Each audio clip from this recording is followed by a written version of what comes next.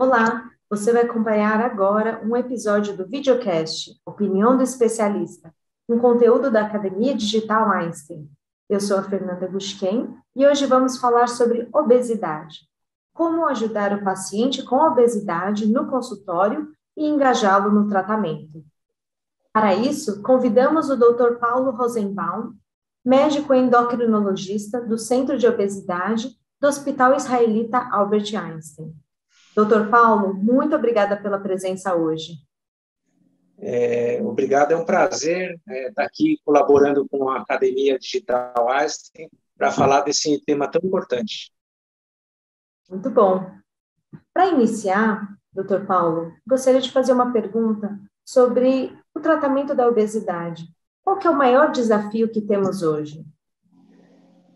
A gente tem que entender que a obesidade é uma doença crônica, né? Então, muitas vezes a gente vê pacientes que vêm no nosso consultório e eles já fizeram inúmeros tratamentos para perder peso, eles conseguiram perder peso e depois não conseguiram manter. Isso é uma realidade. Então, a gente tem que encarar a obesidade como se fosse uma doença como diabetes, hipertensão, que muitas vezes os pacientes têm que usar medicamentos por longo tempo, têm que fazer acompanhamento. Então, não é porque o paciente perdeu peso que ele está livre de fazer esse acompanhamento. O organismo, ele tende a se defender. Quando a gente ganha peso, ele cria mecanismos para diminuir o metabolismo, para aumentar o apetite, e através disso ele consegue driblar o tratamento e fazer com que a pessoa volte a ganhar peso. Então, eu acho que o maior desafio no tratamento da obesidade é fazer o paciente ficar motivado para fazer esse acompanhamento, e isso por longo prazo. Então, a gente não pode pensar que qualquer tratamento para obesidade é um tratamento momentâneo ou um tratamento instantâneo. É um tratamento que o paciente tem que fazer esse acompanhamento por longo prazo. Muito interessante. Realmente não existem fórmulas mágicas, né? Como a gente percebe, às vezes, em marketing. Realmente é um acompanhamento longitudinal, envolve uma boa relação médico-paciente. E, para isso, eu queria que você explorasse um pouco esse aspecto dessa relação. Qual que é o papel que o médico e que o paciente possuem no tratamento para garantir um cuidado melhor, desfechos melhores? Na verdade, há décadas atrás, a obesidade nem era ensinada nas faculdades de medicina. Muitas vezes, se achava que a pessoa que tinha um excesso de peso era por falta de vontade.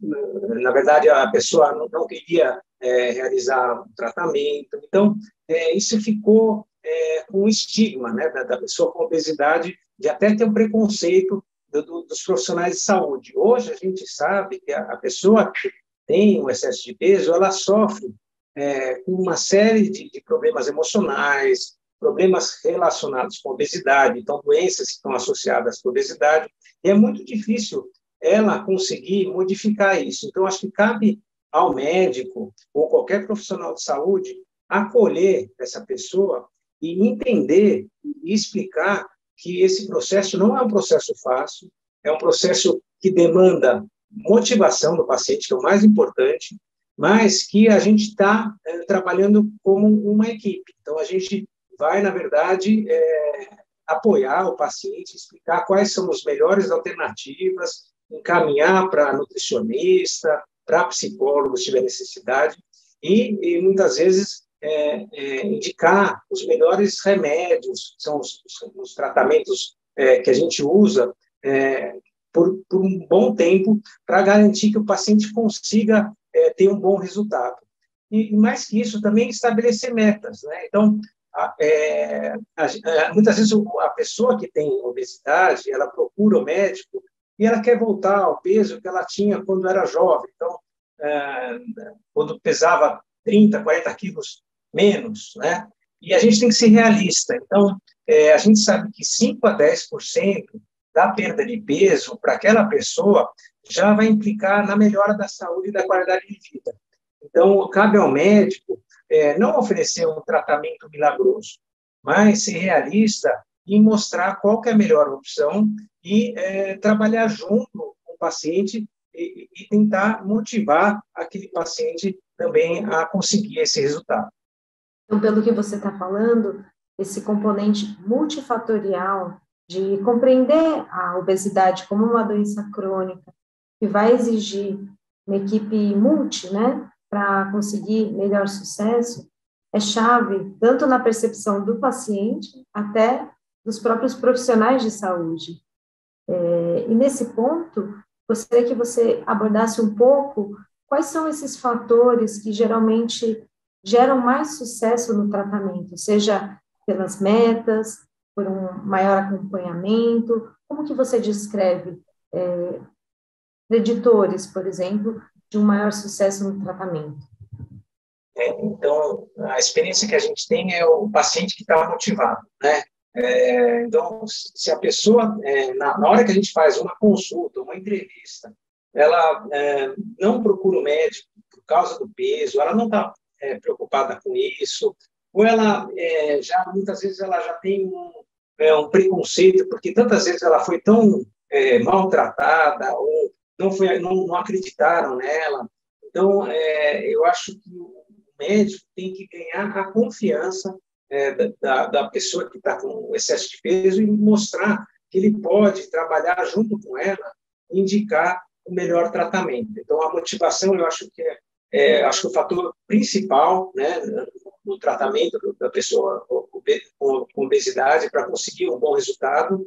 E hoje, há algum tempo, a gente também tem algumas ferramentas no tratamento clínico, novas armas aí, que a gente consegue melhores resultados a longo prazo e são remédios mais seguros também. Então, eu acho que de um tempo para cá existiu uma revolução no tratamento da obesidade que possibilita que esses resultados sejam mais perenes a longo prazo. Realmente, encarar a obesidade e o bem-estar do paciente nesse momento é chave, porque a motivação ela vai surgir de um processo. Ela envolve os estágios de mudança, né? Alguns pacientes vão estar pré-contemplativos, outros já vão estar em ação. Então, é interessante acompanhar que cada paciente está num perfil diferente. E cada paciente também tem uma abordagem que faz mais sentido. Por isso, se você puder explicar um pouco sobre como que o tratamento da obesidade mudou nos últimos anos, e se pudesse resumir um pouco quais são as diferentes abordagens e para que elas estão indicadas, a gente poderia entender um pouco melhor das medicações existentes, das mudanças de estilo de vida. Tá. Isso é bem importante. A gente, quando faz uma consulta, a gente fala que como se fosse uma entrevista motivacional. A gente vai perceber em que fase o paciente está, se ele está só contemplativo, se ele está preocupado com os problemas que ele viu algum exame alterado, ele tem uma glicemia, que é o açúcar no sangue alto, ele tem preocupação de ele se tornar diabético, ele tem uma gordura no fígado, que é a esteatose, ele começou a ter aumento da pressão. E aí, nesse momento, ele vai realmente querer perder peso para melhorar essas comorbidades, né? Um ponto importante muitas vezes, quando a pessoa que está com muito peso, com excesso de peso, sofre com obesidade, ela procura ajuda médica, algumas vezes você tem que ser um pouquinho sutil ou delicado para abordar aquele tema, porque às vezes ela não, é uma coisa que ela não quer nem tocar, não quer conversar sobre isso. Então, você tem que pedir permissão para aquela pessoa e falar, podemos conversar sobre esse seu excesso de peso, o que ele está te atrapalhando, como que você encara isso, que tipo de tratamento você já fez, quais são os fatores que você acha que você conseguiu perder peso nos últimos tratamentos e você acabou recuperando. Então, a gente tem que entender todo o histórico, todo o processo psicológico dessa pessoa, fatores emocionais, fatores depressivos, o que faz aquela pessoa comer, se é tristeza, se é um fator de alegria, se é um fator de social, né? Que contexto que ela acabou ganhando peso, se foi depois do casamento, foi depois da gestação. Então, teve uma série de fatores na vida dessa pessoa que levaram essa pessoa a ganhar peso. Então, cada consulta, cada avaliação que a gente faz tem que ser individual. Então, assim, eu acho que é muito importante a gente tentar individualizar o tratamento. E pensando no tratamento da obesidade como um processo, desde começando a modificações de estilo de vida, prevenção de hábitos que sejam gatilhos, né, para transtornos alimentares, como que você poderia descrever essa jornada, né? Quando que o tratamento medicamentoso já seria necessário, quando vale a pena ainda investir em medidas não medicamentosas? Então, nenhum tratamento isolado funciona. Então, a gente sabe que se a pessoa não modificar o estilo de vida, né, então, a gente tem que, numa primeira avaliação, entender se aquela pessoa é sedentária ou qual a limitação que ela tem, e tentar estimular ela a começar a se movimentar, ou realizar uma atividade física. A pessoa não precisa começar a correr de uma forma exagerada, se a pessoa não tem esse condicionamento. Muitas vezes a gente orienta, se a pessoa está muito acima do peso, começar uma caminhada de 10, 15 minutos, e assim vai progredindo, né? E na outra consulta a gente pergunta o que aconteceu, quantas vezes ela fez isso, se ela começou a subir escada, se desceu escada. Então, a movimentação, a mudança desse parâmetro, né, que a gente fala que não ficar sedentário, né? Então, a atividade física é muito importante, não só para a perda de peso, mas principalmente para manutenção da perda de peso perdido, né? Hoje, no tratamento da obesidade, o que se recomenda é de 150 minutos a 300 minutos de exercício físico aeróbico por semana, né? E a atividade resistida, que seria a musculação, pelo menos 2 vezes por semana. Isso é o ideal. Mas ninguém precisa começar dessa forma. A gente tem que começar estimulando uma mudança de estilo de vida. A gente sabe que é muito difícil, mas qualquer degrau já é importante, né? E também a mudança do padrão alimentar. Então, entender qual que é a organização daquela pessoa, se ela não toma café da manhã, se aquela pessoa ela não tem horários. Então, muitas vezes é importante encaminhar para uma nutricionista para tentar bolar um cardápio, ou a gente não gosta de falar dieta, mas uma mudança do padrão alimentar junto com aquela pessoa, né?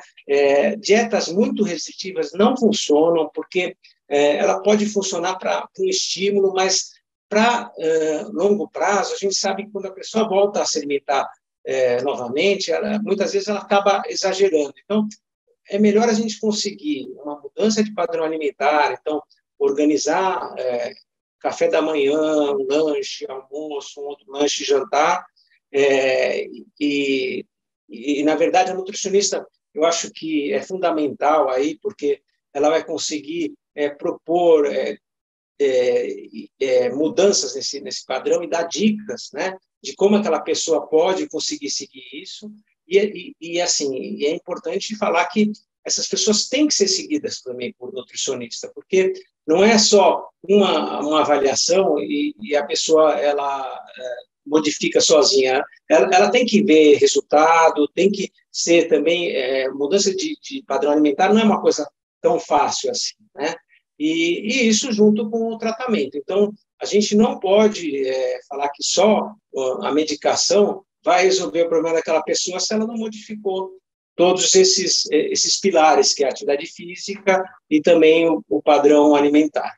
Nesse contexto da individualização do tratamento, tornando mais personalizado, quais que são as diferentes abordagens terapêuticas, medicamentosas, que são recomendadas hoje? No decorrer dos últimos 20 anos, as medicações que a gente tem disponível para o tratamento da obesidade realmente mostraram um melhor resultado que há 30, 40 anos, que antigamente só existiam as anfetaminas, né?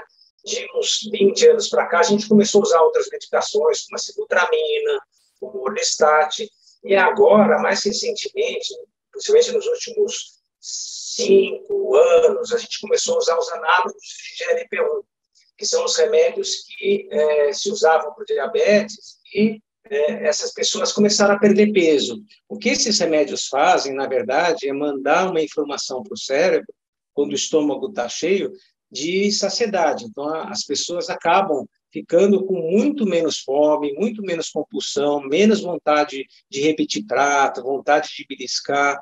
E esses remédios, a grande vantagem deles é que você pode manter por longo prazo, né, indefinitivamente, porque são remédios que são seguros para o coração, eles até protegem contra eventos cardiovasculares. Então, são remédios que a gente, como médicos, endocrinologistas, clínicos, a gente tem muita segurança de prescrever e fazer esse acompanhamento do paciente, que ele não vai apresentar problemas relacionados com a medicação, né? Principalmente os problemas que os remédios antigos provocavam, como efeitos emocionais. As pessoas muitas vezes acabavam entrando em quadros depressivos, quadros de agitação, ou apresentavam alguns efeitos cardiovasculares, como aumento de pressão, aumento de frequência cardíaca. E esses remédios são remédios novos que a gente pode usar para uma grande gama de pacientes, mesmo os pacientes com problemas psiquiátricos, são remédios que a gente pode utilizar. Então, nos últimos anos, a gente tem uma ótima experiência com esses remédios, eles realmente mostraram melhores resultados que os remédios antigos. Enquanto os remédios antigos, a perda de peso era de 3% a 5%, com esses novos remédios, a gente consegue uma perda de peso de perto de 10%. Tá? E no futuro, esses remédios vão ser aperfeiçoados. Nos Estados Unidos até já foi lançado um último análogo do GLP-1, que a perda de peso chega a quase 20%. Então, a gente está vivendo uma revolução desses medicamentos para a obesidade.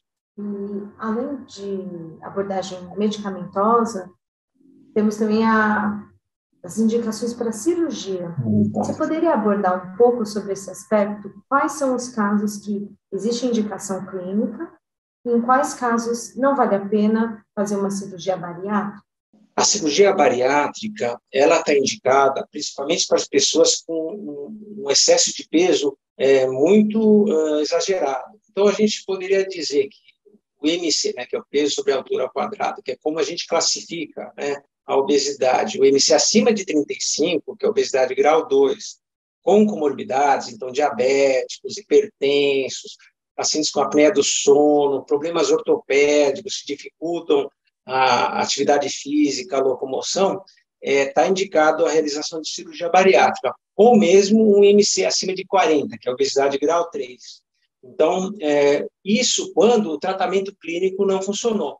Então, a gente sempre tenta, quando a gente vai realizar uma indicação de cirurgia bariátrica, ver se realmente aquela pessoa tentou, de todas as formas, perder peso, para tentar realmente indicar a cirurgia, que seria não vou falar uma última saída, mas acho que a melhor indicação para aquela pessoa que realmente não vai conseguir ou já tentou reverter isso, e se ela realmente não realizar a cirurgia, ela vai complicar e tem risco de ter essas complicações mais fortes e mais graves. Então, para evitar que essas pessoas tenham complicações no futuro. Então, a cirurgia, ela possibilita que essas pessoas consigam perder bastante peso e melhorar essas comorbidades, né? Se essas pessoas que forem indicadas à cirurgia realizarem um bom preparo, quer dizer, então, realmente vão entender que a cirurgia faz parte do tratamento e fazer esse segmento, porque quando você faz essa cirurgia, existem algumas deficiências de vitaminas, que os pacientes têm que realizar exames e acompanhamento. Na maioria das vezes, os pacientes perdem bastante peso e conseguem manter, e a qualidade de vida dessas pessoas melhora muito. Perfeito. E, doutor Paulo, você gostaria de fazer mais alguma consideração para os ouvintes? Alguma recomendação de leitura? Então, eu gostaria de sugerir o site do Einstein. Nós temos uma página do Centro de Obesidade no site do Einstein, que fala um pouquinho do tratamento para obesidade, de como o Centro de Tratamento da Obesidade funciona, fala das técnicas cirúrgicas. Então, tem um pouquinho lá do que a gente comentou aqui, principalmente em relação à cirurgia, né? E sempre... eu acho que é uma coisa que é importante, que tudo na vida tem que ter equilíbrio, né? Então, a gente não pode querer modificar uma pessoa num momento só. A gente tem que, na verdade, estimular aquela pessoa a atingir um equilíbrio e estimular ela a melhorar a qualidade de vida. Então, eu acho que não dá para a gente buscar uma fórmula mágica, ou um remédio milagroso, ou alguém que conseguiu fazer uma dieta do X ou do Y ou do Z, porque não vai funcionar. O que funciona mesmo é mudança de estilo de vida, estímulo de atividade física e procurar um bom profissional que pode ajudar aquela pessoa a conseguir perder peso e manter o peso. Então, queria agradecer e fico à disposição. Muito obrigada, doutor Paulo, pela participação. Eu acredito que a discussão foi muito esclarecedora, concisa, e a gente encoraja que os ouvintes busquem mais informações para se atualizar sobre o tema tão relevante atualmente. Esperamos que tenham gostado do episódio. Para conhecer mais conteúdos gratuitos oferecidos pela Academia Digital Einstein, acesse academiadigital.einstein.br.